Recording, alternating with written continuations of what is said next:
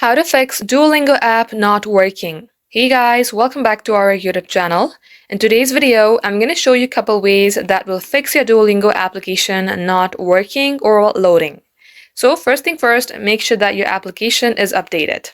Head over to your Play Store and then simply search for Duolingo. If your application shows update, you have to tap on update and update your app. If it shows open, let's move on to our next step. Open up your settings, scroll all the way below, then you will see an option that says Apps. You have to tap onto it. You will see all the applications that you have installed in your device right at this page. Now at this section, tap on search bar icon, type in Duolingo. Tap on Duolingo, tap on Storage, and clear the cache. Come back onto App Info page, then tap on Force Stop, then OK. Once you do so, restart your device, get logged into your Duolingo account, and this shall fix your problem. That is all for today, guys. Thank you all for watching.